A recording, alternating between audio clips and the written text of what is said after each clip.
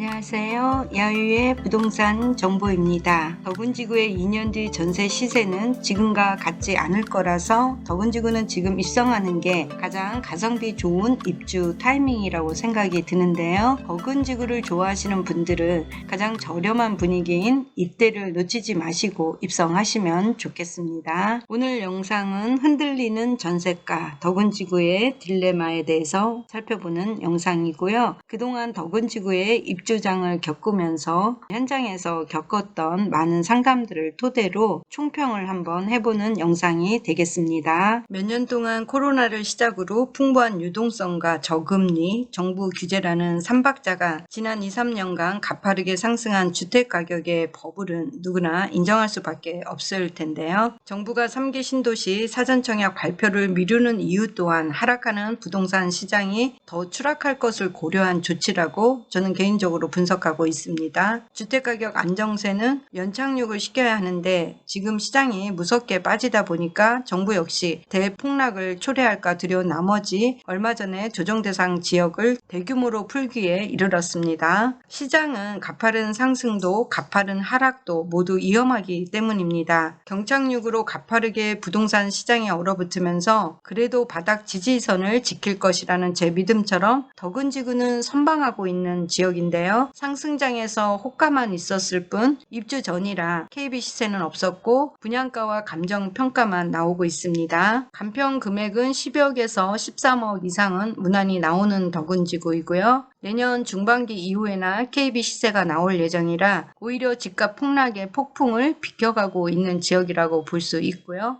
7억대의 낙폭을 기대하고 계신 분들의 문의를 가끔 받게 되는데요. 분양가가 최저 중층 기준으로 6억대 중반대 단지가 있습니다만 7억대 매물은 존재하기 어려운 지역임을 인지해 주시면 좋겠습니다. 덕운지구는 드라마틱하게 내려가는 입지도 아니며 하방 압력을 견딜 만한 미래가치가 있는 도시인데요. 특별한 사유가 있었던 분양권 전매만 하더라도 역시 바닥 지지선을 지키면서 거래되었고 어쩌면 이 가격은 가장 저점이 될 가능성이 크다고 개인적으로는 보고 있습니다. 잔금 대출이 어려웠던 1가구 2주택자의 대출 규제가 풀리면서 매물을 거두어들인 세대들도 있고요. 다만 전세가 하락은 고금리로 인해 버티지 못하고 하락은 불가피한 상태입니다. 이 부분은 덕운지구만의 문제가 아닌 서울 경기 수도권이 같이 겪는 전세 하락장이고요. 고금리와 버블이 꺼지는 하락기가 맞물리면서 전세가는 시장을 이기지 못하고 7월 대비 약 2억 가까이 빠진 상태입니다. 당초 DMC 디에트르 한강 7월 중순 입주장 초입에는 6억 하던 전세 매물은 9월에 5억 5천, 11월 현재는 4억 5천대까지 내려왔습니다. 그래도 덕운지구에서 가장 높은 전세가를 받은 수혜 단지는 디에트르 한강일 것이고요. 불과 몇 달 만에 무서운 속도전으로 전세가 하락이 일어나고 있습니다. 왜냐하면 고금리의 전세 대출을 받을 임차인들이 엄두를 못 내고 전세가율이 낮은 곳으로 이동하기 때문인데요. 현재 덕운지구 전세 대출 금리는 기업은행 기준 4%대에서 진행되고 있고 신혼부부 버팀목 전세 대출은 2%대 이용하시는 걸 적극 추천드립니다. 다만 버팀목 전세 대출은 마지노선 대출액이 4억이기 때문에요. 보통 신혼부부들이 4억대 이하의 매물을 많이 찾고 있습니다. 미 연준의 금리 인상이 가파르고 한은의 기준금리도 현재 3%이고 다음 주 24일 금통위에서 또 한 번의 기준금리 인상을 앞두고 있는데요. 작년 1% 대비 현재도 3배로 오른 상태이고요. 오히려 빠르게 올리고 빠르게 단기간에 물가를 잡겠다는 전략이라면 고통은 짧게 가고 심신의 안정은 길게 갔으면 합니다. 그나마 다행인 것은 미국의 물가 상승이 완화 기조를 좀 보이고 있고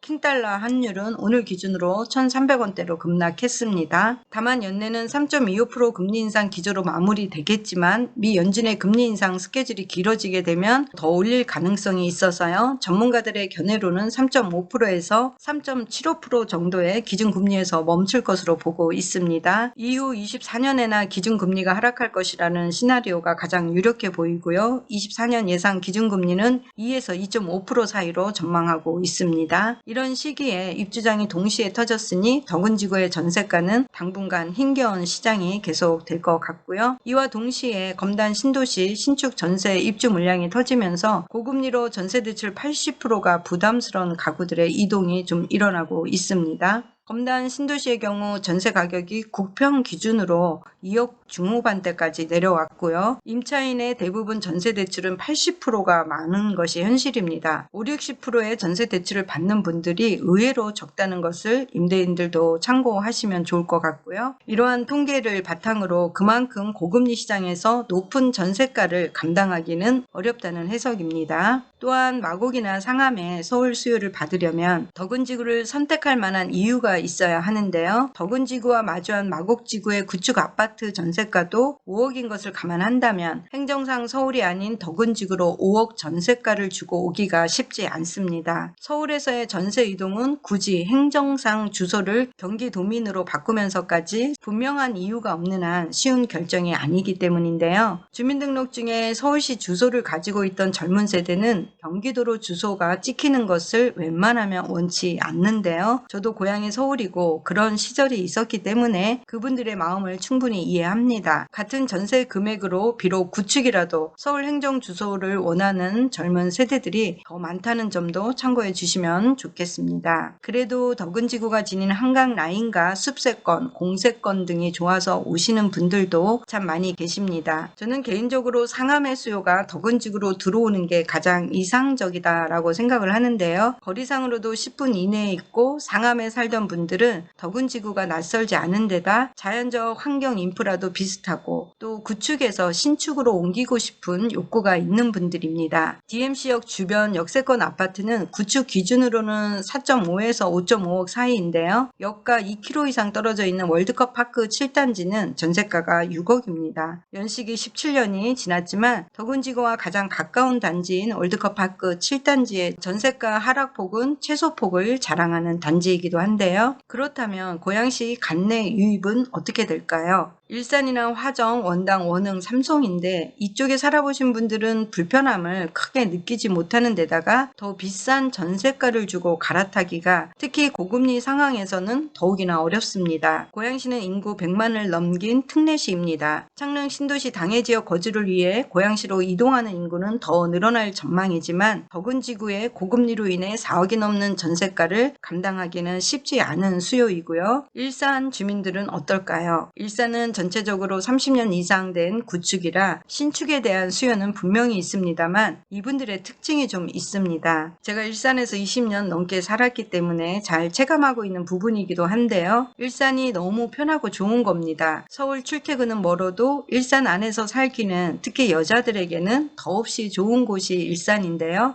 일산 전세 시세 또한 3억대로 형성되어 있다 보니까 4억이 넘고 5억이 넘어가는 전세가는 금리로 인해서 부담을 느낄 수밖에 없고요. 이 가격대면 킨텍스 주변의 하플 전세가가 현재 4억 중반대로 형성되어 있기 때문에 덕은지구와 같은 시세라면 일산 시민들은 킨텍스에 머무르길 더 원한다는 것입니다. 이처럼 현재 덕은지구에 전세로 들어올 수 있는 수요 자체가 한정되어 있다는 것도 가격이 하락함에도 불구하고 전세가 빨리 채워지지 않는 이유 중에 하나라고 보고 있는데요. 세분화시켜 보면 입주 가능한 세대는 신혼부부나 중학교 이전에 자녀를 둔 세대들인데 반대로 자녀들이 다 큰 세대로 경제력이 뒷받침되는 세대여야 되고요. 즉 중간 수요층이 빠진 상태에서 전세 수요를 찾아야 합니다. 고등학교가 없기 때문에 중학생 이상의 자녀를 둔 세대는 1, 2년 뒤에 입학할 고등학교나 전문 입시 학원 부재로 인해서 들어올 수가 없는 상황입니다. 제대로 된 덕은지구의 가격 형성은 좀 더 시간이 지나야 빛을 볼 수 있을 거고요. 실입주 하신 분들은 그냥 즐거운 마음으로 살다 보면 덕은지구의 가치는 엄청 올라갈 것이니까요. 지금 시장이 나쁘다고 걱정하실 필요는 없을 것 같은데요. 전세를 주셔야 하는 분들의 입장에서는 조금 다른 각도로 시장을 보셔야 합니다. 금리가 내려가지 않는 한 덕은지구의 전세 거래량 및 전세가 상승은 한동안은 회복하기 어려울 것으로 예상이 됩니다. 또한 마곡이나 상암의 서울 수요를 받으려면 아직은 교통이 불편한 것도 사실이고 도시가 이제 입주 초기라서 인프라가 부족한 것도 사실입니다. 이것이 바로 덕은지구의 딜레마인데요. 다만 고금리가 아니었다면 부동산 침체기라도 덕은지구의 전세 거래량이 물량이 지금처럼 쌓이지는 않았을 것으로 보고요. 고금리를 받아낼 만한 전세 수요가 고양시 내에서는 유입이 적고 서울에서 유입되려면 교통 문제가 가장 큰 걸림돌입니다. 현재 덕은지구의 전세가는 마곡 구축 기준으로는 비슷한 수준이고요. 마곡 신축 기준보다는 내려가 있습니다. 경기도 내에서 고금리로 인해서 전세가가 낮은 곳으로 이동을 많이 했는데요. 대표적인 곳이 검단 신도시의 입주 물량을 받아내는 분들이고요. 또한 덕은지구는 동시에 입주가 열리면서 개인적인 선택 여하에 따라 어느 단지를 선택할지 고민이 되는 임차인들이 생각보다 많습니다. 만약 같은 전세라면 어떤 단지를 선택할지, 어떤 옵션이 있는 집을 선택할지 너무 많은 선택지에 대한 고민이 전세 입주를 더 늦추고 있고요. 가격이 지금보다 내려가지 않을까에 대한 관망세 임차인도 생각보다 굉장히 많습니다. 즉 내가 이 금액에 전세 들어갔다가 더 내리면 어떡하지? 라는 불안감 때문인데요. 물론 그럴 수도 있습니다만 2년 뒤 전세 시세는 지금과 같지 않을 거라서 덕은지구는 지금 입성하는 게 가장 가성비 좋은 입주 타이밍이고요. 덕은지구를 좋아하시는 분들은 지금 전세가는 가장 저렴한 분위기인 이때를 놓치지 마시고 입성하시면 좋겠습니다. 마지막으로 기준 전세의 만기 주택이 거래되지 않고 있어서 들어오고 싶은데 들어오지 못하는 부분도 상당수 포함되어 있습니다. 마산 시장은 동시다발적으로 총체적으로 난국에 빠진 시점이긴 합니다만 조정 대상 지역에서 해제된 만큼 거래량은 소폭이라도 상승할 것으로 예상을 하고 있습니다. 오늘은 덕은지구 아파트 입주장 지난 7월부터 현재까지의 현장에서 느끼고 고객들과 상담한 내용들에 대한 총평을 정리해드린 영상이었습니다. 다음 소식은 오피스와 상가, 지식산업센터 등 덕은지구의 입주 물량과 거래량 등을 살펴보는 영상으로 또 찾아뵙도록 하겠습니다. 오늘 영상 시청해 주셔서 감사합니다. 다음에 또 만나요. 안녕.